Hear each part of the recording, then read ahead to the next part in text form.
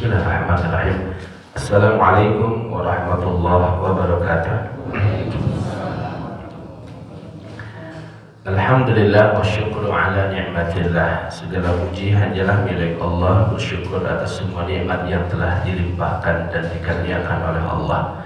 Wala haula, tidak ada daya untuk menolak setiap satu keburukan. Tidak ada daya untuk menyelamatkan diri dari satu pun bahaya dan kejahatan. Wala quwwata, dan tidak ada satupun kekuatan untuk mendatangkan kebaikan, untuk mendatangkan pahala illa billah, kecuali semata-mata karena pertolongan dari Allah Subhanahu wa ta'ala. Allahumma anfa'na bima 'allamtana wa 'allimna ma yanfa'una wa barik lana fima 'allamtana wa zidna ilman. Semoga Allah berikan ilmu-ilmu yang bermanfaat bagi kita. Semoga Allah berikan manfaat atas setiap ilmu yang kita miliki. Semoga Allah berikan keberkahan pada setiap ilmu yang ada, dan semoga Allah tambahkan ilmu-ilmu yang bermanfaat untuk kita. Allahumma la sahla illa ma ja'altahu sahla wa anta taj'alul hazna idza syi'ta sahla. Tidak ada kemudahan kecuali yang diberikan mudah oleh Allah, dan Allah lah yang bisa merubah kesulitan menjadi mudah dengan izin Allah Subhanahu wa ta'ala. Apa kabar Bapak Ibu? Alhamdulillah. Mudah-mudahan sehat walafiat. Mudah-mudahan di hari-hari terbaik ini kita juga bisa melakukan amal-amal yang terbaik, yang dicintai dan diridhoi oleh Allah Subhanahu wa ta'ala. Hadirin yang dirahmati oleh Allah, momentum Dzulhijjah ini dan momentum kebaikan yang kita sekarang berada di dalamnya ini insyaallah akan menjadi tema kita, sekaligus menelusuri sejarah kurban di dalam Islam. Dan segala sesuatu ada alat ukurnya. Alat ukur jarak adalah apa? Meter, terus sentimeter, terus meter, terus sentimeter, terus meter. Apa lagi Bu? Itu alat ukur jarak. Kalau alat ukur berat apa saja? Ons, gram, kilo, terus ons, gram, ya, itu alat ukur berat. Masing-masing ada alat ukurnya. Alat ukur cinta apa? Alat ukur cinta apa Bapak Ibu? Sayang, terus sayang, terus oh, enggak samalah lagi nih, sakinah mawaddah warahmah. Alat ukur cinta itu pengorbanan. Nah, tulis alat ukur cinta adalah pengorbanan. Itulah yang tidak akan terpisah. Orang yang cinta pasti akan berkorban, dan orang yang berkorban itu tanda cinta. Ini alat ukur yang sesungguhnya. Makin besar kecintaan seseorang, makin besar pengorbanannya. Kalau kita bicara tentang sejarah kurban, ini adalah sejarah cinta. Sejarah orang-orang yang mencintai Allah Subhanahu wa ta'ala sampai mereka mendapati dan meraih derajat yang tertinggi dalam martabat cinta, martabat mahabbah. Nanti ada levelnya, ada tangganya. Mahabbah itu, cinta itu ada tahapan-tahapan, ada puncak daripada mahabbah, yang nanti itulah yang diraih oleh orang yang sangat dan paling mencintai Allah Subhanahu wa ta'ala, sampai dipilih oleh Allah secara khusus manusia tersebut. Nah, hadirin yang dirahmati oleh Allah, pertama saya mengingatkan terlebih dahulu kepada diri kita, kepada saya dan Bapak Ibu semua, bahwa kita sekarang sebagaimana disampaikan tadi oleh Pak Haji Dodo, kita berada di 10 hari pertama bulan Dzulhijjah. Kan masalah perbedaan tadi, apakah hari nantinya Rabu ataukah nantinya hari Kamis. Lepas di mah saumna tong ribut lihat saya mah duka hari Selasa, duka hari Senin saum teh mendingan tong saum. Nah itu yang masalah ya, akhirnya tidak saum. Yang paling pokok adalah setiap orang beramal dengan hujjah, dengan landasan, dan keduanya memiliki landasan dan hujjah. Yang penting sesuatu yang membuat kita tumakninah. Tetapi yang paling lebih penting lagi Bapak dan Ibu, bahwa 10 hari pertama bulan Dzulhijjah ini adalah 10 hari terbaik. Bahkan kata Syekh Ibnu Utsaimin, beramal sunnah atau sholat sunnah di 10 hari pertama bulan Dzulhijjah bagi orang awam kata beliau, beramal di 10 hari terakhir Ramadan, sholat sunnah di 10 hari terakhir Ramadan lebih utama daripada 10 hari pertama bulan Dzulhijjah bagi orang awam. Adapun bagi orang-orang yang diberikan ilmu dan pemahaman, kata beliau, maka ternyata beramal di 10 hari pertama bulan Dzulhijjah afdal, lebih utama, lebih banyak nilainya dan pahalanya, bahkan dibandingkan beramal di 10 hari terakhir bulan Ramadan. Para ulama membahas sampai ke derajat seperti ini, menunjukkan bahwa ini 10 hari pertama bulan Dzulhijjah minimal sama dengan Ramadan, apalagi puncak daripada Ramadan itu kapan? 10 hari terakhir Ramadan. Sampai-sampai para ulama mendiskusikan mana ayyuhuma afdal, mana yang lebih utama. Nah, para ulama menjelaskan bahwa keutamaan 10 hari terakhir Ramadan itu terkait dengan satu malam yang lebih baik daripada 1000 bulan. Kalau keutamaan 10 hari pertama bulan Dzulhijjah terkait dengan apa? Kurban, terus haji, terus kurban, saum apa? Terkait dengan hari Arafah. Maka kalau 10 hari pertama bulan Dzulhijjah itu yang paling utamanya terkait dengan Yaumul Arafah dan Yaumun Nahar. Hari Arafah pada tanggal 9 Dzulhijjah dan Yaumun Nahar, hari berkurban, pada tanggal 10 Dzulhijjah. Sehingga Al-Allamah Ibnu Qayyim rahimahullah ta'ala mengatakan secara keutamaan, kalau dibandingkan dengan seluruh hari yang ada dalam satu tahun, tidak ada yang mengungguli hari-hari yang ada di 10 hari pertama bulan Dzulhijjah. Tapi kalau dibandingkan dengan malamnya, maka karena di 10 malam terakhir Ramadan ada Lailatul Qadar, maka 10 malam terakhir Ramadan masih lebih unggul daripada 10 malam pertama bulan Dzulhijjah. Tapi siang harinya 10 hari pertama bulan Dzulhijjah masih jauh lebih utama, bahkan dari 10 hari terakhir bulan Ramadan di siang harinya.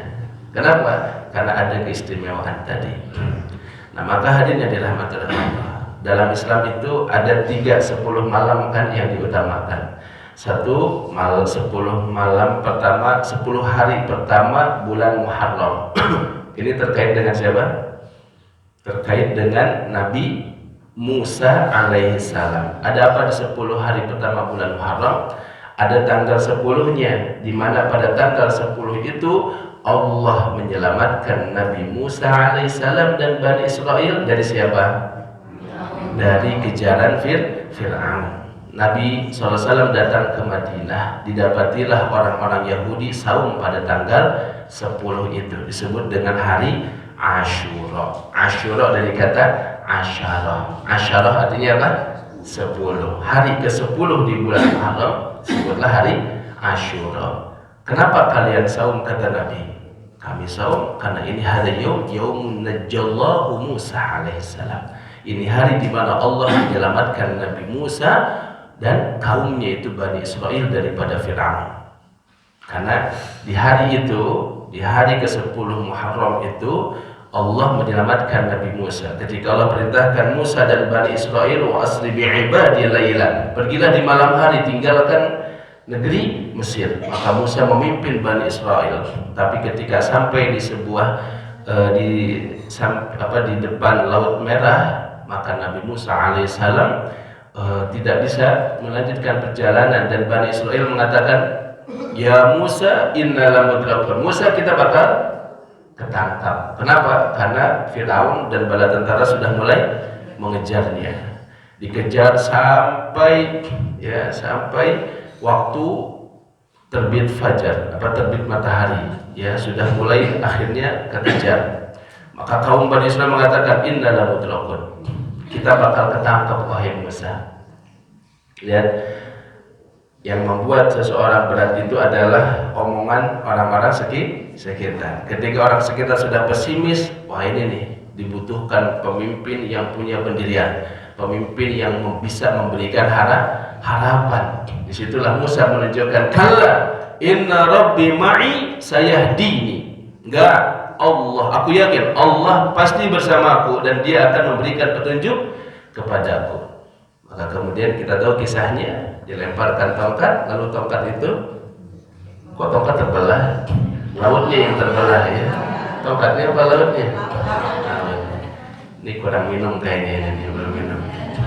Laut terbelah menjadi dua, seperti dinding yang tidak tembus. Maka Musa dan Bani Israil melewati tempat itu, dan itulah daratan, satu-satunya daratan di dalam lautan yang pernah terkena sinar matahari. Masya Allah, baru saya bilang kurang minum langsung datang minuman. Alhamdulillah, berbagai macam jenis minuman ya.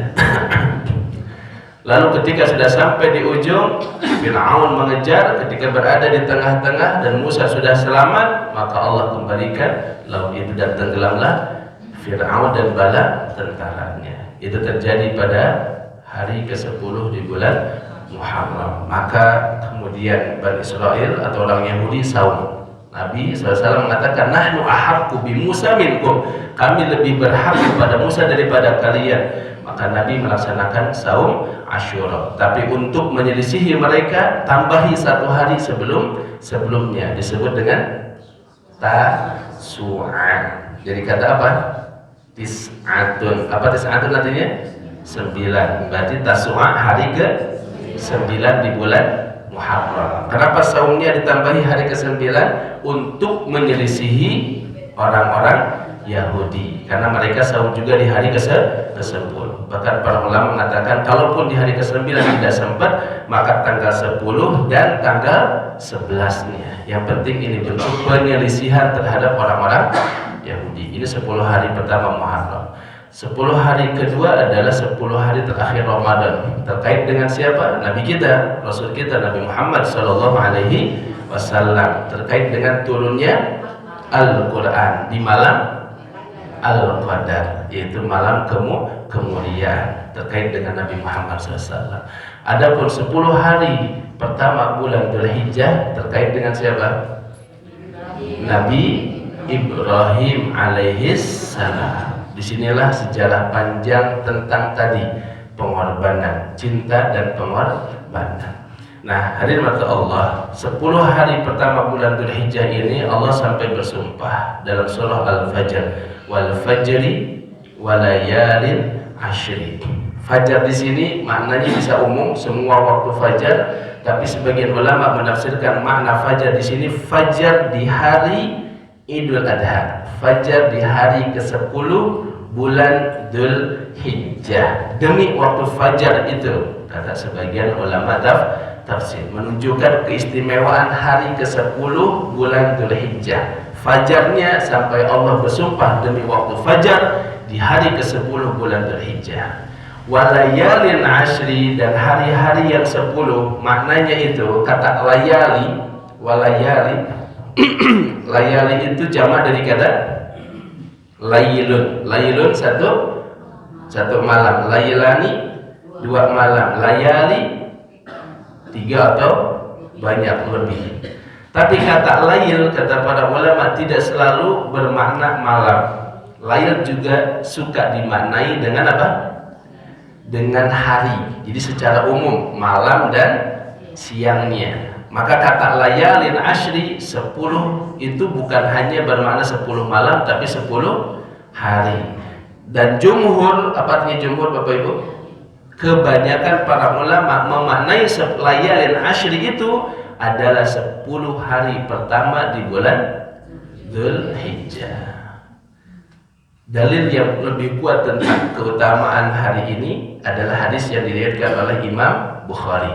Imam Bukhari menyampaikan, hadirin, dan ini hadis yang menjadi pegangan para ulama, kok bisa beramal di hari ini lebih istimewa dari Ramadan, lebih utama daripada Ramadan. Sedangkan di bulan Ramadan semua orang berbondong-bondong untuk beramal soleh. Di bulan Ramadan, Masya Allah, yang tidak biasa sholat sunnah jadi sholat sunnah, yang tidak biasa qiyamul lail pun jadi mau qiyamul lail, yang tidak biasa i'tikaf, ibu-ibu sampai i'tikaf kan, walaupun datang jam 10 pulang setengah 11 misalnya gitu kan.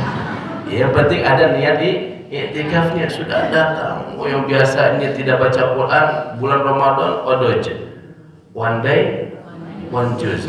Habis Ramadan odoa, one day one ayat. Dipilihin lagi alif lam mim sadaqallahu azim gitu ya. Sekarang udah berapa juz, Bu? Justru itu katanya belum mulai lagi kan. Nah, maka yang namanya 10 hari pertama bulan Dzulhijjah ini ditegaskan oleh Nabi dalam hadis riwayat Imam Bukhari. Kata Nabi SAW, ma min ayyamin, tidak ada ayam. Apa arti ayam? Ayam dari kata yaumun. Yaumun artinya apa? Satu hari. Yaumani 2 hari. Ayam 3 hari atau lebih. Tidak ada hari-hari, kata Nabi. Ma min ayyamin, tidak ada hari-hari. Al-amalu shalihu fiha, kita beramal soleh di hari-hari itu. Ahabbu ilallah, yang lebih, ini sim tafdil, yang lebih dicintai oleh Allah min hadhil ayyam, daripada hari-hari ini. Nabi pertegas dengan kalimat yakni ayyamil ashr, yaitu 10 hari pertama bulan Dzulhijjah. Ini hadis Bapak Ibu disampaikan oleh Nabi di depan para sahabat. Sahabat ini orang-orangnya gemar beramal, semangat untuk mencari pahala. Mereka susul dengan pertanyaan, qalu walal jihadu fi sabilillah ya Rasulullah. Mereka bertanya, apakah tidak juga sebanding dengan jihad fi sabilillah ya Rasulullah? Kenapa? Karena sebagaimana ilmu yang dipahami oleh para sahabat, amal yang paling besar pahalanya apa? Jihad. Puncak amal asma amanina itu adalah jihad. Orang yang berjihad itu, Bu, orang yang berjihad itu, orang yang mati syahid itu, bahkan di dalam kuburnya tidak dikenai fitnah kubur. Enggak ada pertanyaan di dalam kubur. Kalau orang-orang biasa masuk ke kubur ditanya 3 hal. Apa? Man rabbuka. 2, madinuka. 3, ada satu hadis juga, man nabiyuka, atau manir rajul alladzi bu'itsa fika. Siapa Tuhanmu, apa agamamu, dan siapa nabimu. Itu pertanyaan mengerikan, karena salah udah habis kalau salah. Nah, orang mati syahid enggak kena. Mereka langsung mendapatkan tempat yang terbaik di dalam kubur. Kenapa? Kata Nabi, wa kafa bibariki sayfihi fitnah, cukuplah kilatan pedang ketika dia berperang itu menjadi ujian terberat di dalam hidupnya. Itu keutamaan orang berjihad. Maka para sahabat bertanya, walal jihadu fi sabilillah ya Rasulullah, bahkan lebih utama dari jihad ya Rasul? Apa jawab Nabi? Walal jihadu fi sabilillah, bahkan dibandingkan dengan jihad fi sabilillah. Masya Allah. Jadi kita sekarang ini kumpul di sini sekarang nilainya adalah nilai apa? Jihad fi sabilillah. Walaupun jihadnya jihad pedok namanya. Itu jihad pedok tidak? Apa jihad pedok itu? Enak ya tuh. Ada jihad ayam teh gitu kan. Juga di pengker ayam naon ibu? Ayam naon di pengker ayam naon? Oh ayat, alhamdulillah. Nah ini jihadnya jihad pedok. Mana ada orang jihad sambil nikmat begini gitu ya, sambil di atas karpet duduknya. Ini jihadnya jihad pedok. Walaupun jihad pedok, nilai keutamaannya orang yang bisa tiba-tiba di sini, ya, kemudian tidur dan tidak bangun lagi, misalnya gitu kan, itu apa? Meninggal, matinya mati apa? Mati syahid. Jadi kalau ada yang tidur jangan dibangunkan bu, ya. Jangan dibangunkan pak, biarkan saja, mungkin, hanya mungkin saja. Tapi nilainya apa? Mati syahid. Kenapa? Karena kita dinilai oleh Nabi setiap amal soleh di bulan ini dan di 10 hari pertama ini nilainya bahkan bukan cuma sama dengan jihad. Ahabbu ilallah minal jihad fi sabilillah. Lebih dicintai oleh Allah bahkan daripada nilai jihad fi sabilillah. Sekali lagi yang tidur tolong jangan dibangunkan, biarkan saja ya. Jadi bangun pun tidur ya. Nah, maka hadirin, kecuali kata Nabi, memang tetap ada pengecualian. Siapa pengecualiannya kata Nabi? Illa rajulun, kecuali seseorang kharaja bi nafsihi wa malih, dia pergi ke jihad, ke medan jihad dengan hartanya, jiwanya, raganya, walam yarji bidzalika min syai', dan dia tidak balik lagi. Alias apa? Mati syahid di medan perang. Kalau itu udah nggak ada bandingan. Kalau balik lagi masih hidup, maka ini orang yang beramal di 10 hari ini, walaupun tadi disebut jihad pedok, tapi nilainya, keutamaannya masih lebih besar daripada jihad fisabilillah. Makanya jangan sampai betul-betul kita melewati hari-hari ini dengan kosong, tanpa zikir, tanpa tilawah, tanpa sedekah, tanpa birrul walidain bertambah, tanpa silaturahim. Perbanyak amal-amal terbaik. Dalam hadis minimal, paling minimal, yang paling ringan dilakukan oleh kita, enggak ada beratnya sama sekali apa? Fa'aksidu fihinna bitasbih wat takbir wat tahlil wat tahmid. Berbanyak zikir. Berat tidak hadirin zikir? Ringan, sangat ringan sekali. Ringan kita ucapkan, tapi berat dalam timbangan. Jadi kalaupun udah malas banget nih, ya bingung, ya malas, atau misalnya sudah nggak ada lagi amalan-amalan khusus kita lakukan dalam keadaan kita malas, atau misalnya kita sekarang lagi jalan pakai motor, pakai mobil, ya, atau ibu-ibu lagi masak, jangan kering lidah kita dari zikrullah. Perbanyak itu. Bahkan nanti salah satu amal terbaiknya apa? Takbiran. Namanya takbir mutlak. Takbir yang tidak terikat waktu dan tempat. Kan takbiran ada dua ya. Satu takbir mutlak, satu lagi takbir muqayyad. Takbir muqayyad terikat waktu. Waktu salat. Nanti dimulai dengan tanggal 10, 11, 12, 13 Dzulhijjah. Setiap habis salat takbiran, habis sholat subuh takbiran, habis sholat duhur takbiran, habis sholat asar takbiran. Itu namanya takbir muqayyad. Takbir apa? Muqayyad. Ya, ada juga yang mengatakan sejak tanggal 9 Dzulhijjahnya. Tapi ada lagi takbir mutlak. Takbir mutlak itu seperti apa? Takbiran tapi di luar waktu yang ditentukan tadi. Kapanpun. Sambil pulang, sambil takbiran nggak masalah. Makanya lihat di Arab, jamaah haji sekarang, takbiran ini bukan nanti tanggal 10, sejak sekarang tanggal 1 mereka sudah takbiran. Jadi ada askar, tahu askar? Apa askar? Sepanjang jalan mereka takbiran, mengajak orang-orang untuk takbiran. Allahu Akbar, Allahu Akbar, la ilaha illallah, Allahu Akbar, walillahil hamd, Allahu Akbar. Itu ada askarnya. Jadi jamaah semua dalam keadaan takbiran terus. itu namanya takbir mutlak. Ibnu Abbas, Abu Hurairah dan beberapa sahabat mereka memberikan contoh itu ketika mereka pergi ke pasar, ketika mereka berjalan ke pasar sambil takbiran dan diikuti oleh orang-orang yang ada di mana? Di pasar. Nah, tapi nggak perlu dikhususkan, nggak perlu dibareng-barengkan, nggak perlu dilakukan secara muqayyad. Karena yang muqayyad nanti khusus ketika masuk tanggal 10 Dzulhijjah. Tanggal 10 mulai dari kapan? Maghrib malam 10 berhenti sampai kapan? Tanggal 13 Dzulhijjah. Kapan? Waktu sholat asar. Itu namanya takbir muqayyad. Nah, sekarang jadi sambil takbiran itu termasuk di antara amal yang paling ringan. Amal paling ringan. Ada Allahu Akbar takbir, Allah la ilaha illallah tahlil, ya Allah walillahil hamd tahmid. Itu ada di situ zikir yang bisa dilakukan. Nah, maka Bapak Ibu sekali lagi ini sudah kita terus berlalu, jangan sampai lewat bahkan satu juz pun tidak kita baca. Nah, ini sangat disayangkan. Kalau lewat ini 10 hari satu juz pun tidak dibaca, ya tidak ada keluar sedekah, tidak ada birrul walidain, tidak ada silaturahim, tidak ada kemudian thalabul ilmi.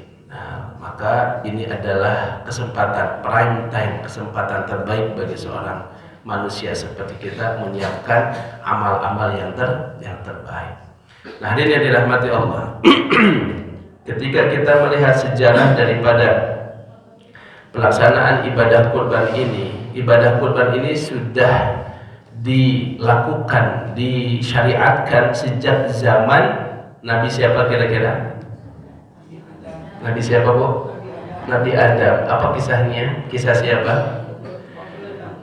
Ketika Nabi SAW, Nabi Adam ya mendapatkan wahyu dari Allah untuk diperintahkan kepada kedua anaknya yaitu Qabil dan Habil untuk berkurban. Bisa dilihat dalam surah Al-Maidah ayat 27. Dalam surah Al-Maidah ayat 27 inilah sejarah pertama daripada kurban. Jadi kurban bukan sejarah daripada Nabi Muhammad SAW. Bahkan sejak manusia yang pertama sudah ada syariat berkurban. Allah katakan dalam surah Al-Maidah ayat 27, "Watlu 'alaihim naba'a ibnai Adam." Ceritakanlah olehmu wahai Muhammad Rasul kepada mereka tentang dua anaknya Adam. Ketika apa? Idh qarraba qurbanan. Ketika keduanya yaitu Qabil dan Habil berkurban. Dan nanti kita akan lihat kata kurban itu dari kata qarraba, mendekatkan diri dengan cara kurban. Qurba itu artinya dekat. Orang yang berkorban sebenarnya dia sedang apa? Mendekatkan dirinya kepada Allah Subhanahu wa ta'ala. Jadi kurban itu bentuk cara agar kita dekat dengan Allah. Kata Allah, mendekatlah kepadaku dengan cara apa? Berkurban. Maka kemudian dua anak Adam datang. Satu Qabil, seorang petani. Ya, maka kemudian hasil taninya, hasil panennya diambil oleh dia. Yang diambil oleh Qabil yang bagaimana? Yang paling bagus atau yang paling jelek? Dia pilih yang paling jelek. Dan mohon maaf, selalu akan ada model-model seperti Qabil yang kalau dia berbuat baik dicarinya yang paling udah nggak kepake. Kalau dia infak sodako carinya yang paling murah. Ya, kalau dia misalnya lihat ada barang di rumah, Pak, terus teka anggo ke masjid kan wajib, nah gitu. Jadi pas mereka pakai disuruh dibawa ke masjid. Saya ini makan wakat cina lebar gitu. Nah, mohon maaf, ada karakteristik orang-orang yang kalau dia berkurban atau melakukan kebaikan itu cari yang paling remeh bagi dia. Ya, nah itu apakah pengorbanan? Bukan, enggak. Karena orang berkorban itu ada sesuatu yang berat, yang sesungguhnya dia masih cintai. Cuma kadar cintanya kan beda-beda.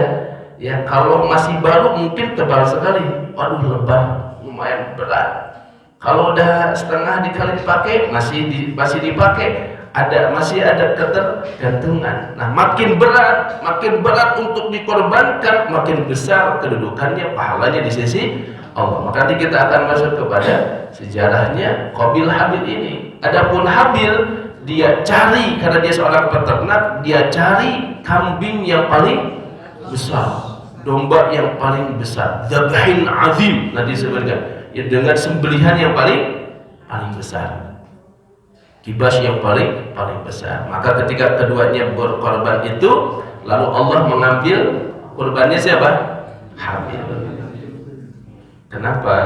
Karena sesungguhnya yang dinilai oleh Allah itu bukan dombanya atau hasil panennya, karena bahkan darah dan dagingnya pun tidak dibutuhkan oleh Allah. Apa kata Allah?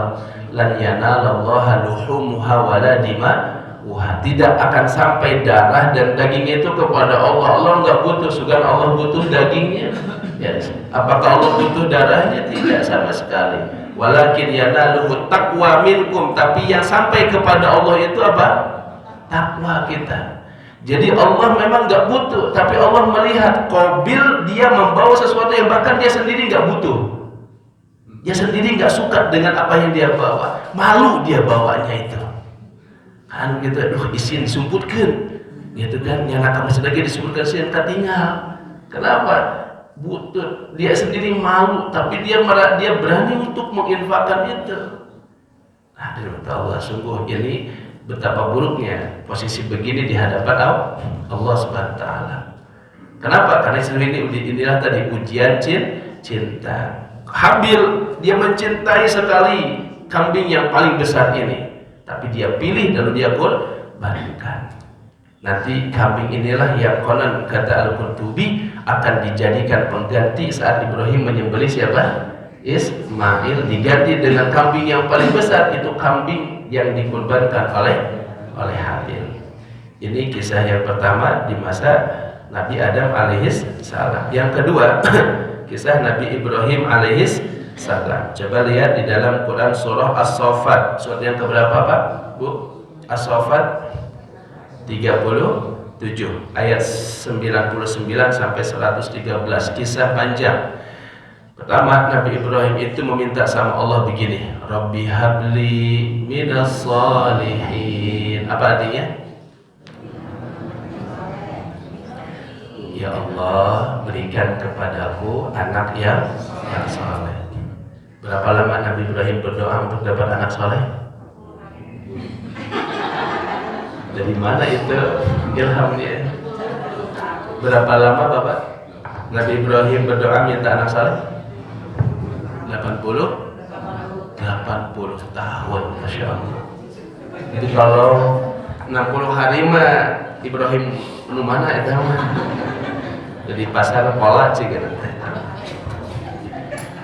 Minta sama Allah 80 tahun, Bu. Ini kalau kita yang jadi nabi mungkin kayaknya mundurin diri jadi nabi. Kieu pisan jadi nabi itu ngadoa teh dikabulkeun. Kira-kira mungkin kita mundur, ya Allah resign jadi nabi. Kenapa? Biar aku minta anak gue itu dikasih-kasih sampai 80 tahun. Kan begitu modelnya kan? Hari ini orang baru nikah setahun 2 tahun belum punya anak sudah resah gelisah kan? Seolah-olah kayaknya gak ada gunanya saya doa tahajud, sedekah segala rupa terus dilakukan. Ayeuna tos 3 tahun masih keneh can gaduh putra. Kumaha tuh Ustaz? Ieu teh pada ada gitu. Itu kumaha ieu teh? Aya keneh manfaatna teu ngadoa teh sampai gitu kan ngomong Gusti. Kalaulah ada doa yang langsung diijabah saat itu juga, kalaulah ada doa yang tidak ada hijab antara dia dengan Allah, itulah doanya para nabi. Apalagi yang doa ini adalah bapaknya para nabi, Abul Anbiya, bapaknya para nabi yang tadi akan mencapai a'la darajatil mahabbah indallah, yang mencapai puncak tertinggi kecintaan dengan Allah. Tapi oleh Allah tidak langsung dikabulkan. Makanya Bapak Ibu yang paling penting dalam berdoa itu berdoanya itu sendiri, bukan dikabulkan doa. Karena enggak semua orang diberikan nikmat mau berdoa. Jadi kata Umar, yang paling aku khawatirkan adalah keengganan berdoa. Jadi yang paling penting itu mau berdoanya, kan tidak setiap orang diberikan nikmat ilham untuk mau berdoa. Coba buktinya kita sendiri kadang lupa berdoa. Kapan terakhir sungguh-sungguh sampai nangis berdoa kepada Allah? Juz al-hutang atau lagi banyak masalah? Kan betul tidak? Nabi SAW setiap hari, Umar bin Khattab tahu nggak di bawah matanya ada apa? Bukan ciler bu, ini tadi ada garis. Kenapa? Setiap hari menangis, minta ampun sama Allah. Padahal sudah dijamin masuk surga, tapi setiap hari menangis, menghisap dirinya, mohon ampun, minta ampun kepada Allah. Nabi sampai menyampaikan, berdoalah kepada Allah bahkan dalam urusan sendalmu, tali sendalmu yang copot. Tali sendal ibu enak pulang, nah itu coplok gitu, atau ketuker. Ya, sendal teh nu hiji karpel, nu hiji sendal cepit gitu. Nah, ini kenapa? Nanyanya sama siapa dulu? Allah. Ya Allah, kembalikanlah sendalku. Begitu harusnya. Teu aya uyah pas masak. Ya, aduh kurang uyah, tolong langsung jam masak uyah. Tapi apa dulu? Minta dulu sama Allah. Ya Allah, teu aya uyah. Mungkin tiba-tiba masakan kita jadi aya rasa uyahan gitu. Misalnya anak kesang misalnya. Apapun caranya. Nah, maksudnya jangan sampai mengatakan doa itu tidak bermanfaat. Karena bahkan kalau ada doa yang harusnya langsung dikabulkan, doanya para nabi. Ini doanya Nabi Ibrahim 80 tahun minta anak tidak diberikan oleh Allah. Baru dikasih setelah usia 80 tahun. Lama atau lama sekali? Lama sekali hari ini. Maka saya punya kawan sampai 14 tahun baru dapat anak. Alhamdulillah. Kapan dia punya anak?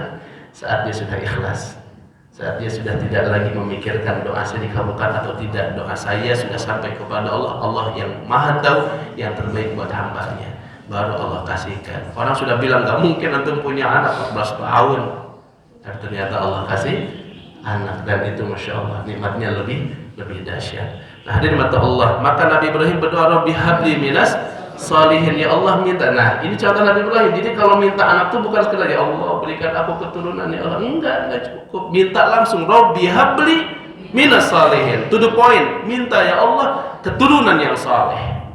Bukan hanya sekedar keturunan atau anak. Karena banyak orang tua yang bahkan sekarang seolah-olah dalam tanda kutip menyesal punya anak. Kenapa? Karena anaknya bangor, bikin jadi hati wae orang tua, ribut wae jika ucing dan duit gitu, atau menjadi dengan anaknya. Ada kan?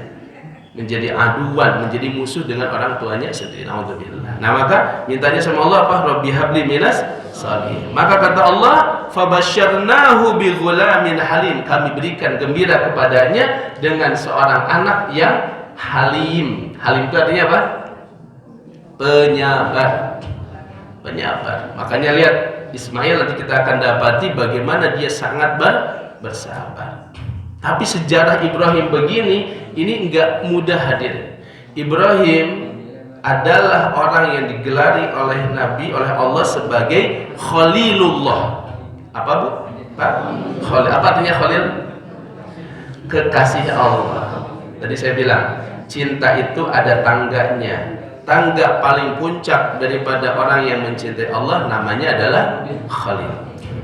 Ya, Khalil itu dikata khullah, kekasih Allah. Nah, orang yang sudah mencapai derajat ini, orang yang paling banyak pengorbanannya. Allah mengatakan dalam surah Al-Baqarah 124, wa idzibtala Ibrahim rabbuhu bikalimatin. Ingatlah ketika Allah memberikan ujian kepada Ibrahim bikalimatin, dengan segudang ujian. Lalu kata Allah, fa'atammahunna. Ibrahim bisa menyempurnakan semua ujian itu dengan nilai kumlot. Ibrahim nilainya apa? Kumlot 100, nggak ada kurang sedikit pun. Jadi mulai ujian menghadapi siapa? Namrud. Ya, ujian tauhid, ujian berdakwah waktu masih muda. Jadi usianya waktu itu masih sangat muda, belum berkeluarga, masih single, masih muda. Sami'na fatan yuqalu lahu Ibrahim. Orang-orang ketika ditanya siapa yang melakukan ini kepada alihatina, kepada berhala-berhala kami, karena berhala-berhala di situ dihancurkan oleh Ibrahim. Orang mengatakan apa? Kami dengar ada seorang pemuda yang tidak ikut, dialah yang melakukan itu kepada Tuhan-Tuhan kita. Dipanggil Ibrahim alaihissalam, ditanya oleh Nabi, kamu yang melakukan ini wahai Ibrahim? Apa jawab Ibrahim? Tidakkah kau melihat kepada berhala yang paling besar itu dan kampak digantungkan di lehernya? Nah, disinilah beratnya dilema buat si Namrud. Kenapa? Karena dia akan menjawab, apapun jawabannya akan membunuh dirinya sendiri. Nah, dan itu ditunggu oleh Nabi Ibrahim. Ibrahim itu Masya Allah, seorang yang diberikan kecerdasan yang luar biasa oleh Allah. Akhirnya jawaban yang dikeluar dari Namrud apa? Mana mungkin? Itu dia yang tunggu sama Ibrahim. Mana mungkin dia bisa melakukannya? Mana mungkin berhala ini bisa melakukannya? Nah, itu dia kata Ibrahim. Lalu kenapa kalian selama ini menyembah sesuatu yang bahkan dia tidak bisa menyelamatkan dirinya sendiri? Sesuatu yang tidak bisa memberikan madarat dan manfaat. Akhirnya apa? Fabuhital ladzi kafar. Mati kutu orang kafir tersebut. Tapi namanya juga penguasa zalim, ya, dalilut. Kalah dalil, gelut gitu. Saya gelut lah, kira-kira gitu. Ya. Kalau Ibrahim punya kekuatan logika, kalau Namrud punya logika kekuatan. Akhirnya apa? Harrik, bakar Ibrahim. Akhirnya dibakarlah Ibrahim alaihissalam, dibuat perapian setinggi mungkin sampai Ibrahim ketika akan dibakar harus dilempar dulu kayak pakai ketepel gitu, menjadi cium. Ya, sampai-sampai kalau burung lewat mendekat aja udah langsung kebakar. Baru mendekat burung teh sedek-sedek mendekat, nggak duduk langsung gitu ya. Burung gitu. Dan Ibrahim satu-satunya orang waktu itu yang Islam dan tidak ada satu orang pun yang Islam saat itu. Bahkan bapaknya sendiri seorang pembuat berhala. Saking dimusuhinya ada ibu-ibu yang nangis buta matanya. Kenapa? Ditanya, Bu, kenapa menangis? Ibu kasihan ya ada orang yang dibakar. Iya, aku kasihan. Bukan iya maksudnya. Iya, aku menangis. Kenapa, Bu? Karena aku buta. Lalu aku buta dan aku tidak bisa ikut cari kayu bakar buat bakar tuh orang. Jadi dia iba bukan karena apa? Bukan karena lihat ada orang dibakar, tapi tidak bisa ikut membakar Nabi Ibrahim. Jadi common enemy, musuh bersama Nabi Ibrahim saat itu. Masih muda. Itu ujiannya. Ujian berikutnya ketemu dengan Fir'aun di mana? Di Mesir.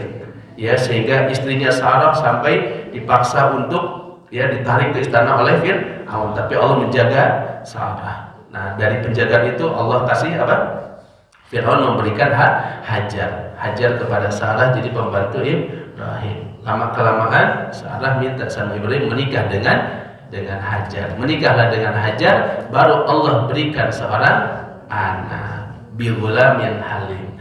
Anak yang besar, anak yang ditunggu-tunggu itu akhirnya datang. Kalau kita tahu sejarahnya, disuruhlah Ibrahim dan disuruhlah Hajar dan Ismail untuk tinggal di sebuah lembah yang apa? Disebutkan lembah wadin ghairi dzi zara'in, lembah tandus, tidak ada, jangankan manusia, minuman pun tidak ada, tanaman pun tidak ada, hewan pun tidak ada di situ. Tapi lebihnya tempat ini apa?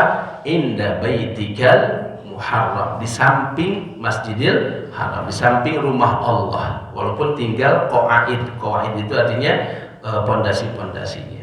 Tapi itu sudah mulai ujian. Bagaimana tidak? Anak baru lahir, anak baru tumbuh, lalu harus ditinggalkan. Ketika itu ditinggalkan di sana, kemudian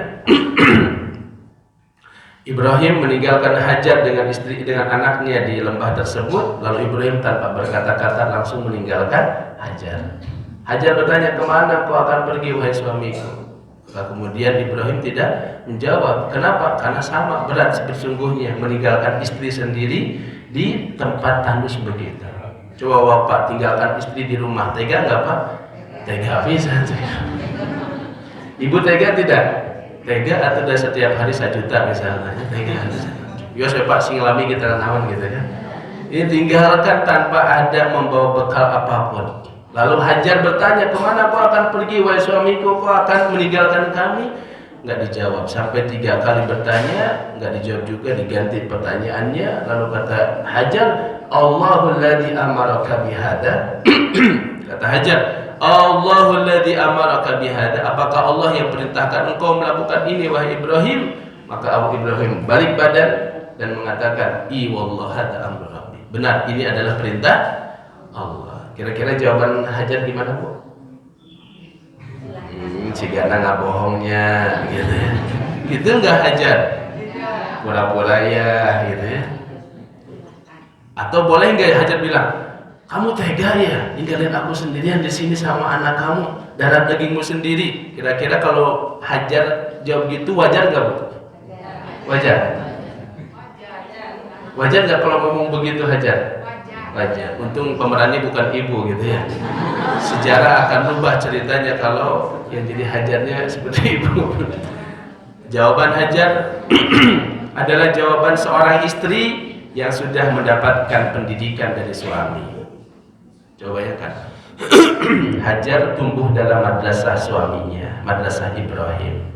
Walaupun sebentar, baru tidak lama dengan Ibrahim, tapi dia sudah mendapatkan pelajaran tentang tauhid, tentang bersandar kepada Allah. Ketika terjadi peristiwa itu, Hajar mengatakan, ini kalimatnya indah, indah sekali. Idzan lan yudayyi'ana. Kalau memang ini perintah Allah, dia tidak akan meninggalkan kami, dia tidak akan melantarkan kami, yakni saya dengan Ismail. Masya Allah, mantaplah hati Ibrahim meninggalkan siapa? Hajar. Kenapa? Karena Hajar sendiri ya yakin bahwa dia tidak akan ditinggalkan Allah. Selang beberapa tahun, falamma balagha ma'ahu saya, ketika sudah usia sa'i itu bisa berjalan kecil. Ketika kita masuk di tempat sa'i ada lampu hijau, di sana kita lari kecil, nah itu namanya sa'i. Ya, jadi bisa berjalan kecil usia 4 atau 5 tahun. Datang lagi Nabi Ibrahim dengan membawa sebuah mimpi. Mimpi itu terjadi pada tanggal 8, disebutlah hari Tarawiyah. Tarawiyah itu maknanya perenungan. Nabi Ibrahim masih merenung, ini benar atau bukan? Mimpi ini dari Allah. Benar enggak sih ini saya disuruh untuk menyembelih anak sendiri?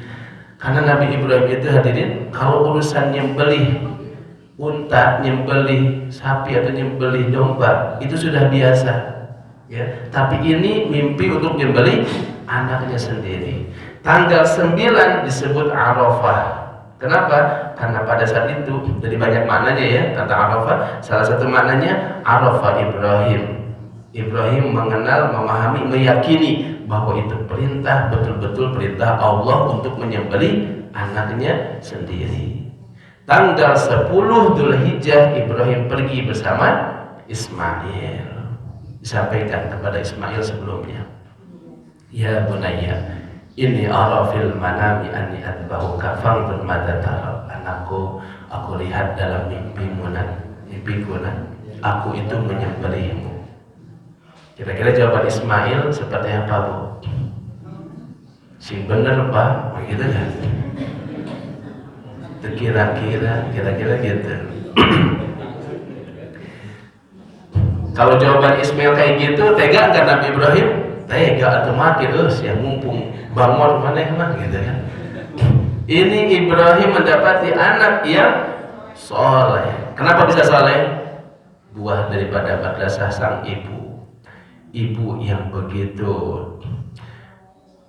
cerdas, ibu yang begitu pengasih, ibu yang banyak menanamkan kepada anaknya sosok ayahnya.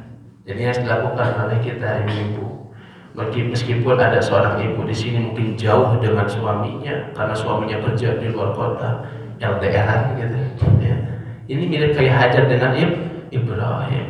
Walaupun Ismail gak pernah ketemu dengan bapaknya, tapi Ismail tumbuh dengan sebuah semangat kecintaan dan kekaguman kepada sang ayah. Kenapa? Karena Hajar setiap hari membisikkan kebaikan di hati anaknya.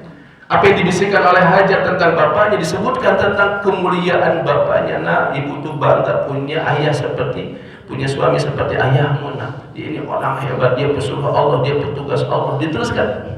Bisikan-bisikan kebaikan itu membuat si anak walaupun belum ketemu, pengen ketemu. Kalau ketemu pengen memeluknya, ingin menciumnya, bangga punya anak seperti itu. Tetapi bagaimana si anak bisa begitu? Karena istri sudah dapat cinta dari sang suami. Hajar sudah mendapatkan tempat yang nyaman dari suaminya, sehingga dia pasti bisikkan kepada anaknya bisikan yang baik. Tapi kalau Hajarnya punya luka dari suaminya, kira-kira bagaimana jadinya? Pasti dia bakal curhat kepada anaknya. Kira-kira curhatnya Hajar gimana? Kalau dia ada luka dari suaminya, jangan bapak maneh teh kacidak pisan ya Allah, tinggalin menit tega ninggalkeun urang duaan di dia coba mainna ka mana jejak kan ka hiji. Nah, gitu. Kira-kira Ismail kalau setiap hari dibisikin gitu oleh ibunya bakal gimana kira-kira? Benci dong, mana mah nu ngaranna Ibrahim teh paling gitu mah. Bener-bener cenah ya, kira-kira gitu. Dan itu bisa terjadi nggak? Bisa terjadi begitu. Tapi nggak begitu daripada Hajar. Dan itu nggak perlu ibu punya level S1, S2, S-teller, nggak perlu untuk bisa begitu menanamkan kecintaan anak kepada sang bapak. Tumbuhkan terus. Jangan bapak mana itu? Masya Allah. Gitu hunggul gitu cukup. Penting betul. Kenapa? Karena kalau tumbuh dari bentuk pengasuhan seperti itu, maka anak akan sangat hormat kepada bapak, meskipun bapak lulus SD aja. Walaupun mungkin di luar bapaknya nggak dihormati oleh siapapun, tapi di rumahnya betul-betul dia dimuliakan oleh istri dan anaknya. Kalau sudah begitu, itu menjadi sinergi yang luar biasa. Ayah dihargai oleh anak, ayah menghargai dan mencintai istri, istri yang kemudian mengajarkan kasih sayang kepada anaknya, menumbuhkan cinta kepada ayahnya. Menjadilah keluarga yang terbaik. Dan itu yang terjadi pada Nabi Ibrahim alaihissalam dan Hajar. Sampai pada akhir tanggal 10, pergilah ke tempat penyembelihan. Tiba-tiba datang si iblis, menggoda Ibrahim. Ya. Ibrahim tega, kamu mau bunuh anakmu sendiri, terus digoda. Di akhirnya diambil apa? Batu, dilempar Ibrahim, dilempar iblis. Berjalan beberapa langkah, datang lagi siapa? Si iblis itu, dilempar lagi sampai ketiga kali. Dan itu jadi syiar ibadah haji yang disebut dengan lempar jumroh. Pernah lihat kan? Nah, tapi itu walaupun tempat besar, bukan pada tempat setan lagi ngaliwat di situ, bukan gitu ya. Bukan lagi pada kumpul di situ. Kan ada orang pergi haji, ya Allah, emosi banget gitu. Pas lihat lempar jumroh, setan, gitu kan? Apakah di situ tempat kumpulnya setan? Bukan. Ya, walaupun ada kata almarhum Kiai di situ terjadi, pas dilempar, ternyata batunya balik lagi. Wah, batu balik lagi. Pas itu dikasihkan ke asistennya. Nah, iya, bisa begini. Pas itu lihat ada tulisannya, Bu.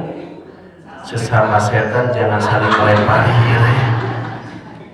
Allah alam, kata almarhum Kiai Haji Zainuddin. Tapi yang mau haji jangan takut, wah mau jadi hari gitu masih di balai dokter ikut setan. Gak usah ya.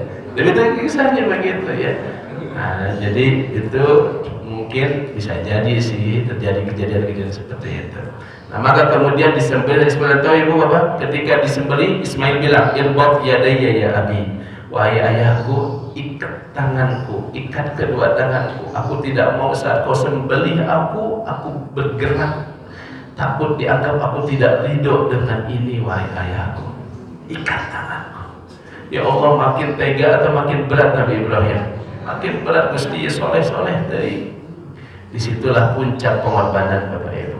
Makin berat kita untuk berkorban dan berkorban, makin tinggi kemuliaan kita di sisi Allah Subhanahu wa Ta'ala. Kalau bukan karena perintah Allah, aku tidak akan melakukan ini.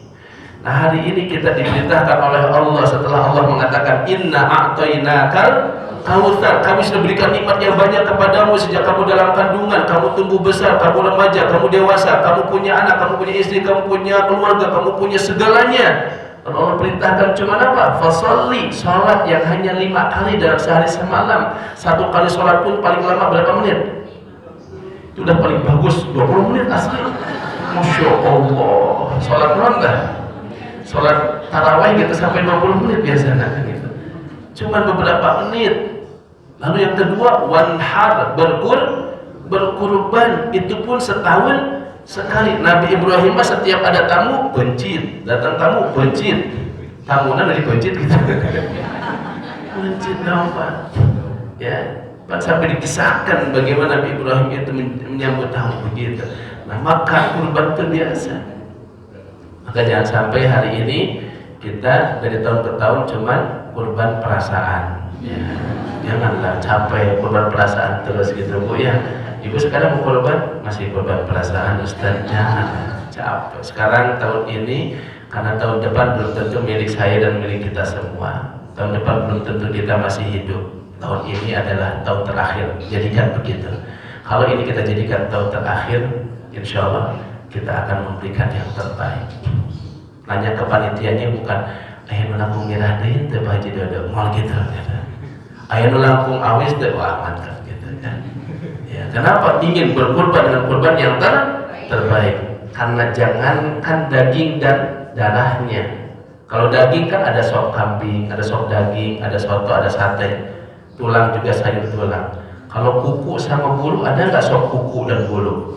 Nggak ada. Ya. Kalaupun ada nggak ada yang makan. Tapi kata Nabi, jangankan daging dan darahnya, bulu dan kukunya pun akan jadi saksi kelak di hari kiamat. Masya Allah. Kita pas mencit serat, darah belum terkena tanah, pahalanya sudah sampai kepada Allah Subhanahu wa Ta'ala. Dan di semua amalan di 10 hari terbaik ini tidak ada yang lebih baik daripada iraqatud dam. Itu apa? Menyembelih hewan kurban. Maka mudah-mudahan kita berdoa agar Allah berikan kita kelapangan rezeki.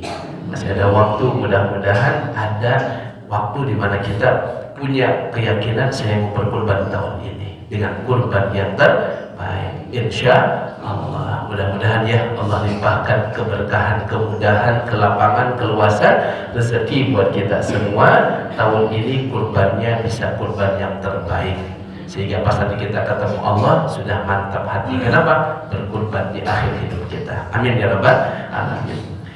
Mohon maaf karena waktu juga terbatas. Sejarah kurban masih